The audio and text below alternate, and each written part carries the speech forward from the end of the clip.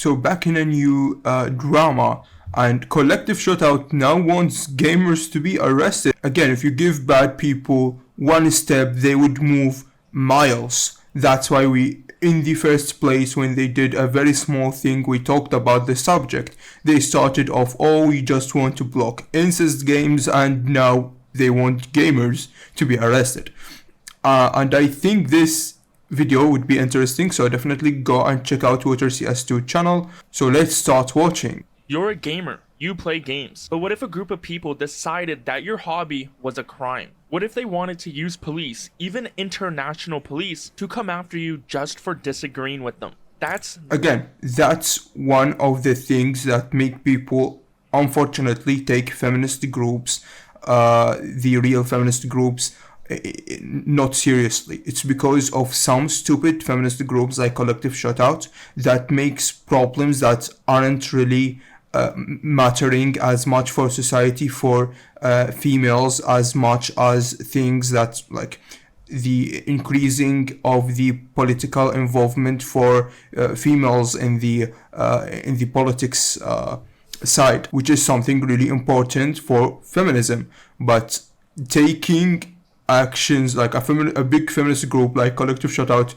making actions just to block video games and arrest people who play video games is definitely one of the stupidest things that make all the movement in all the world look stupid in the eye of a dozen of people and a very large amount of people that actually is very active online, which have a very good mouth on social media, like gamers and stuff like that. It's even politically stupid move to do. Like in politics, you don't want to push against a certain type of people. This extremist thing you go on is a very bad political move to do, even if you want to do evil things. Like when you want to do evil things, you would try to make people have an extremist opinion against some people, but you don't really push for it. You just hint on it and do some laws that actually affect on that. So it's them being a villain, but an actual bad villain, a stupid villain, which would make you be angry. Like, at least try to trick me in a smart way. So this is what makes me very frustrated with Collective Shutouts. not a joke. It's happening right now, and it's all thanks to a group called Collective Shout, who are trying to get anyone who stands against them arrested. Meet Collective Shout, an Australian group that decided they didn't like some of the games on platforms like Steam and itch.io. So what did they do after Gaben wouldn't listen to their complaints? They went after the money. They sent a letter to major payment companies like PayPal and MasterCard demanding they stop working with these game stores. Their argument was again the biggest drama we talked about in this channel of the payment processors trying to push through like Steam and itch.io. They already deleted a lot of games because of them. itch.io delisted like almost 17,000 video games, which is by saying it's an adult only content. By the way, payment processors also want to control media, so that aligned with their vision. And we got a first legal step from the Trump administration, the USA administration, of like it's like listing such an actions as debanking. So that was a positive move, and now it looks like they spilled the tea. They made their account private, but now they spilled the tea and said actual something stupid, which is good for the people that are gamers and people that work in the gaming industry like me. It's good for us, because when some people make such a stupid statement and couldn't just shut their mouth up, it just shows the people how bad they are actually to be. Either the people are on their side or the people that against them. Because do payment processors really want to work with people like this for a very long time? This is something that is important to us. So yeah. Games had extreme content, framing it as illegal and that it should be removed. The thing is, it worked. The payment companies gave in. They told the game stores to clean up their act or they would lose service. The game platforms removed thousands of titles to make sure that they fell in line with these financial companies' rules. This response not only hurt the players of these games, it also caused financial damage to real people, including the thousands of developers who spent countless hours on the art and game development. It wasn't only that though. One of PayPal's largest acquiring banks terminated its service with Steam in every currency other than 6. So now it's no longer just about adult games. Nearly every single... it's like, oh, you don't want to hear some stupid activist group in Australia who did not really help women in any matter of a real way. Okay, we're gonna ban you from paying to buy your video games and hurt the entire platform that have millions and tens of millions of players. And by the way, the only reason that activist group is doing this is just out of boredom. That's what people don't understand. It's because they cannot have serious cases and solve them, like when there is a real case against feminism that is everyone stand with and everyone see as something sick, like the situation of the girls or the females in the Middle East, for example. But because they have zero leverage on that and they know they cannot fix it and they know they are a very bad people because they cannot stick with them or actually stand up for them and for their real cause, they go and do stupid things like this just to make themselves believe that they did something actual on the only thing that they stand for, so they can sleep at night. But they are completely wrong, and they are just doing something. They are just annoying people and an industry and hurting people. Again, if you are hurting Steam, you're not just hurting the CEO or stuff like that. You're hurting the thousand of employees, the thousand of indie developers, multiple families that actually rely on this industry, multiple families that find joy in this industry, that they just want to relax a bit and play their favorite video game without the headache of all of this drama, without the headache of all my video game might be banned or delisted from the platform just because it's has some adult-only content. Some people that actually were stressed from work and just want to open a fucking video game and play it just like the old times. So this is something that hurts a lot of people financially and in a psychological way. So it's just a disastrous, stupid thing to happen.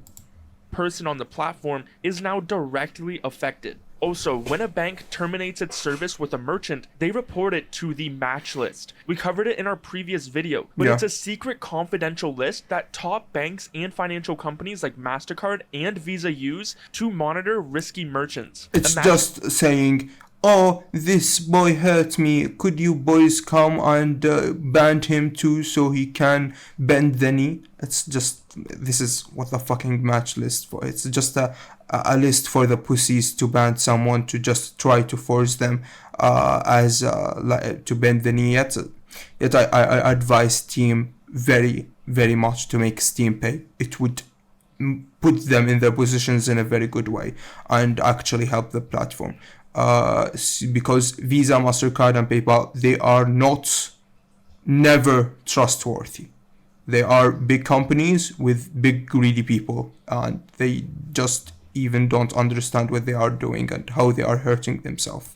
Imagine it as a big red flag or a warning telling other banks not to work with Valve. Although the match list database is kept extremely private, the fact a bank has terminated service with Valve means they are highly likely to be on this blacklist. After their win, Collective Shout couldn't stop talking about the situation. You'd think a group that got what it wanted would move on to bigger things. But of course, this group doesn't actually care about protecting anyone other than removing content. Again, because they cannot protect anyone. You cannot protect people by just spamming calls on payment processors just to make them do something. You cannot protect actual people by doing this. You need to understand politics, and you need to do some really complicated stuff and reach out to people and make and spend actual money, not on your employees and the money you got from the government. Since you are an NGO, the government sometimes spend you some money, and there is like donating and stuff like that. You should now spend this actual money not on yourself and your employees, but on the campaigns and stuff like that. So, oh no, that's a big no-no for them. They just want to feel good when they are asleep. They don't like. To defend their actions, Collective Show has been trying to paint these games as highly illegal to larger organizations that have little understanding of gaming, like a United Nations Special Rapporteur. A UN Rapporteur are UN human rights. This is literally stupid because they are not even really related to the video game industry, or as much as related to, because when you want to arrest people, gamers, you need to arrest people from different countries, and this would make a very big legal trouble. Anyone who understand any fucking basics of international laws understand how even for criminals, trying to arrest someone from another country is a very, very big decision to make. independent human rights experts who simply investigate and advise on issues. The fact that Collective Show is trying to get one on their side shows they're actively working to legitimize their claims to a wider non-gaming audience. And now, they found a partner in a report from a group called the Online Hate Prevention Institute. This report, which sides with Collective Show, is just saying why they think this censorship is so good and framing the pushback from gamers as a hateful, misogynistic campaign. But the most interesting part is when you reach the bottom conclusion. The Online Hate Prevention Institute has been shocked by both the extreme nature and volume of the content we have seen attacking Collective Show, the women who work there, and those that serve on its board of directors. The connect comes from accounts across multiple platforms. In some cases, new throwaway accounts have been created in an effort to anonymously post threats while trying to avoid any consequences. These are serious cases of cyber harassment, and there needs to be government responses, including international cooperation between law enforcement agencies. Threats of death and rape are not free speech, not even in the United States, where some of the trolls clearly come from. We're not talking about your... Yeah, and I guess the banking is too illegal. So, when you try to play oh good boy, legal boy, you need to understand the laws that you are going in.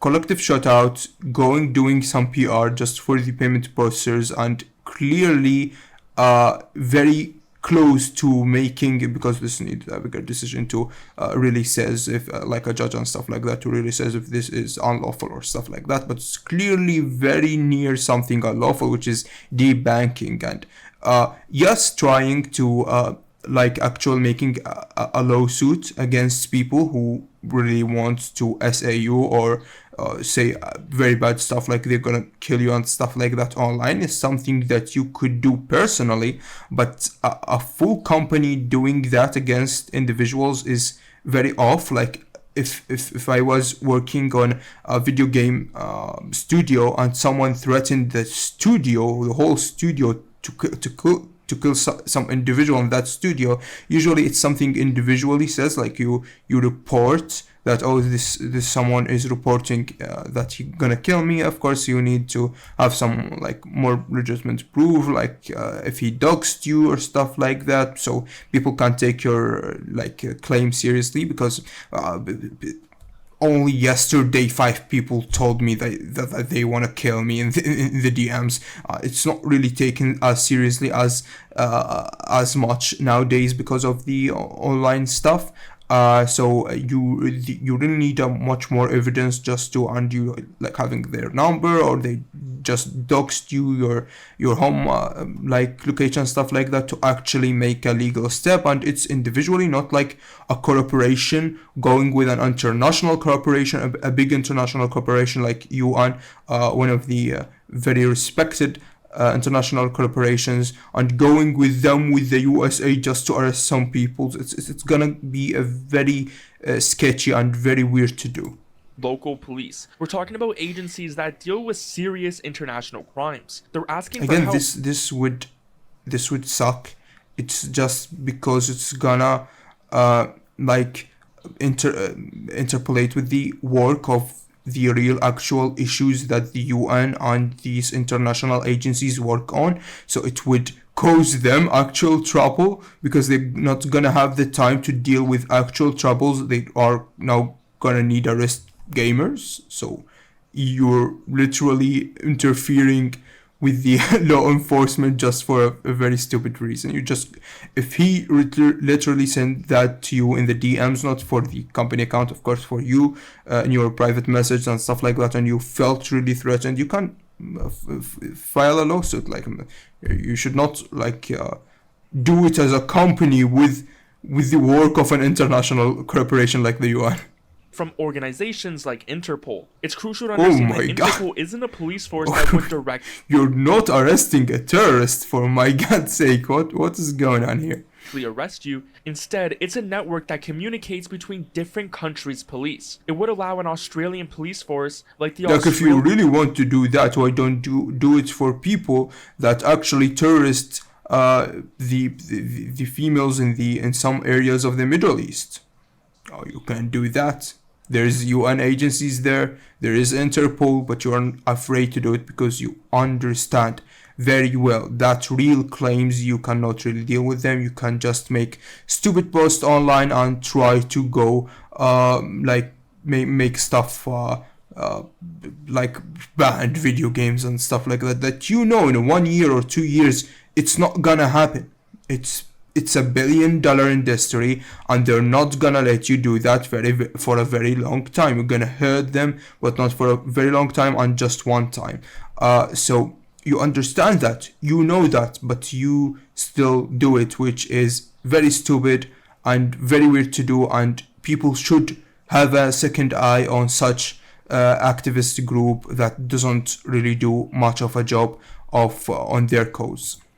Federal police to coordinate with agencies in other countries like the FBI in the US to track down and investigate people. So Collective Shout's allies want to use laws that were designed to fight cybercrime, like harassment, threats, and defamation, to go after gamers who simply just don't want their games censored and controlled by people who have never played a video game in their life. And while no one should accept threats of violence, a number of people have found that Collective Shout has been faking threats against themselves to gain sympathy and get donations. They genuinely think we're talking about people that just want to kill joy from people. Of course they're gonna do stupid stuff like that. And again, don't. People gonna threaten you anyway. When you fake it, you're just making your case stupider and less to believe. It's not about how many people threatened me. This is an actual stupid thing.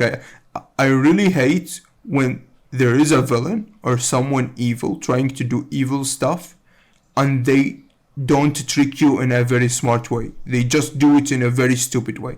It's actually frustrating. Like, at least try to trick me in a smart way so I can say yeah, that was a nice move. Say the games are illegal and anyone who speaks up against them is misogynistic or a rapist, that it will just make everyone agree and listen to them. Remember, like Valve has said, the games they were targeting were legal and fit inside their original policies. So it genuinely seems like Collective Shout may actually start to work with police to pursue criminal charges against gamers. Collective Shout is straight up coming into a space that's not theirs, trying to control it, and they don't want anyone to speak up against it. They got cooked so hard they had to private their X account, which is most likely why they had to start begging for donations, as they were starting to look bad for their supporters. So let that all sink in. A group is trying to get international police involved. They want law enforcement to target people. And again, people. by the way, international police not gonna be involved actually in this case. It's just a statement that they want to publish. I've seen this very multiple times. A statement that they want to publish just to make people scared to actually make a very edgy or sharp stuff against them. So it's not an actual thing that's gonna happen, and we all know that the international police and the international corporations have way more bigger cases to deal with than just video games. Unfortunately, yes, video games is an creative entertainment industry, but it's not something of a very big case to be really dealt with for international corporations. Again, yet it's a multi-billion-dollar industry. There is trillion-dollar industries out there that really need investigation from international corporation rather than just there's terrorism, there is politics and very complicated stuff that they are busy with rather than Collective Shout trying to ban incest games and stuff like that. who oppose them. Although Collective Shout tries to act like the victims, this campaign has already directly affected thousands of developers, many of them small, independent creators who lost their income overnight. Luckily, Yeah, Valve and not just is I know I am a developer, and I know how hard it would be if I developed a certain game and it was removed from Steam. I would cry for a fucking week. But for not just the developers, for gamers themselves that just want to open a video game and play without a headache, doing such drama just hurt people that just want to do something entertaining in their life.